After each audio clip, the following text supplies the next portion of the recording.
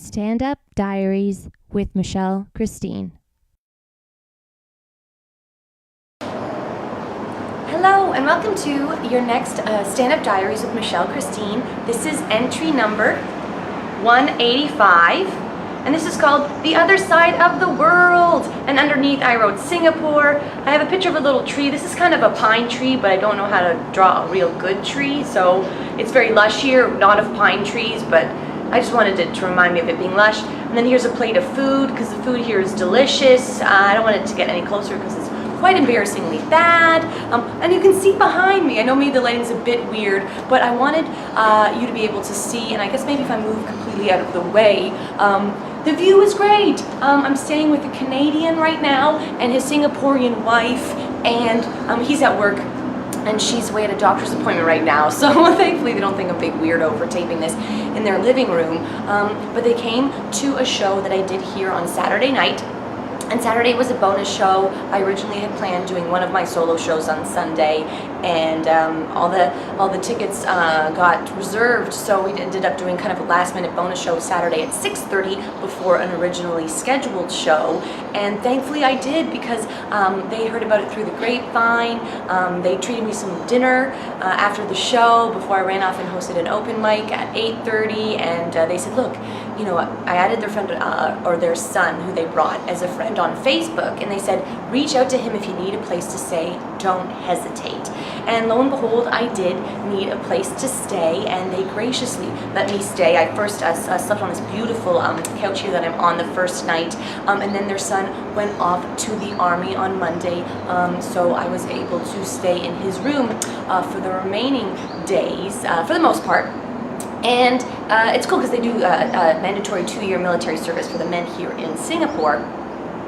And it's like, even their son is kind of sending messages being like, you know, hope you slept well, or like, you know, happy flight to Perth, because I'm heading out to Perth today at 3 o'clock, so I'm just kind of making this before I head out to the airport and meet my last new friend for brunch at 11 a.m. close to the train line to the airport. So they've been very, very gracious, and the mom even made some cornbread because her husband really likes it, and it's great to have for some breakfast. So she finds the specialty items that you need. I think it's cornmeal that goes into that, so she was talking about how she might make it. I was like, I love it. She's like, oh, I'll definitely make it, you can have some for breakfast. So I really enjoy Singapore because one, it's warm, and at first it seemed like a lot warmer than LA, which, you know, it was. There's a bit of humidity, but when you're walking home from a show and it's, you know, midnight or whatever, and you're in a sundress and you don't even think about the weather at all, it's just the perfect temperature. That's what's really nice, is that the night heat doesn't dip down the way that LA does. LA can oftentimes have a nice day in the winter, 20 or 25 degrees, but then it really, really dips down to about 10 or so at nighttime, so you always have to kind of bring layers with you if you're in LA to make sure that when you get home at night you're not freezing your butt off. But here it actually kind of is a bit more of a stable, I guess it's quite close to the equator, and it's a much more normalized temperature throughout the entire night, which was kind of cool. But I've had so much fun. I've met tons of people, I've ate tons of delicious food. Chili crab is one of them that I had last night. I don't really eat a lot of crab, which was good, and they come with like little like dough balls almost, and then you break them off and dip them into the sauce, which is apparently what most of the people eat chili crab for, is the sauce, not necessarily the crab.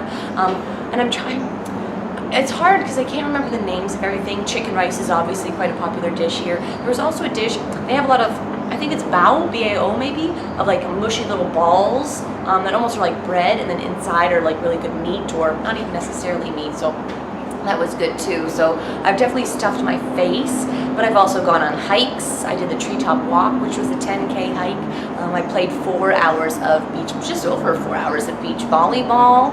One of the days with some people from Singapore Airlines that I met. I taped a few podcasts with people. One's a Singapore local, one's a Singapore person who was an expat but now is a permanent resident. So to have two different kind of outlooks on what it's like to live here and work here. So I've really tried to immerse myself in the culture as much as I can.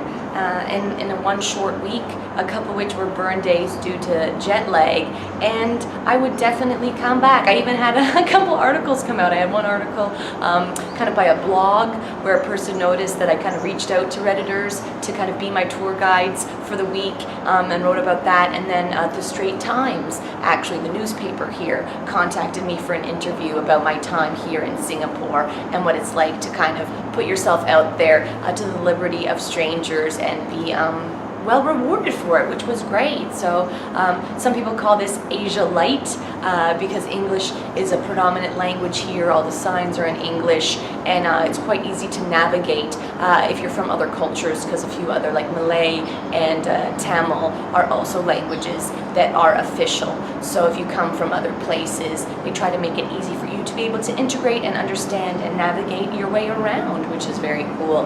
The metro or the subway, train system, bus system, very efficient, very frequent, which is great. I remember once I got off at the wrong stop in LA that would usually cost you 10 or 15 minutes if you have to get back on the subway if you miss the stop, but here it's a minute, and then the new train is coming to pick you up, which is quite nice, and has kept me from being tardy on many occasions. My voice is starting to get a little bit rusty, so it doesn't take long, but I've been doing shows pretty much most nights here in Singapore, whether it's my show or doing a guest spot on someone else's show. I was actually at a show last night called Comedy Masala, which was kind of cool. And that way you don't even have to worry about any of the promo, you just have to turn up and do your thing. So that was great. And I will definitely miss my time here in Singapore, but off to the next adventure. Perth is right around the corner, doing 20 shows there, part of Fringe World, and then it's off to Adelaide. So I'm going to really have to hit the ground running, but thank goodness I went to bed around 1:30 last night, woke up at about 8:30 this morning, so I think I'm finally getting into the swing of sleeping well and beating the god-awful jet lag. So this has been your next edition of your daily dose. I do those on Facebook, and now it's like the script or the catchphrases actually just like force themselves into your brain and you don't even notice. But this has been your next edition of Stand-Up Diaries, 15 shy of 200, and who knows, hopefully I'll be somewhere cool when that one comes online. You guys have yourself a wonderful day. Bye!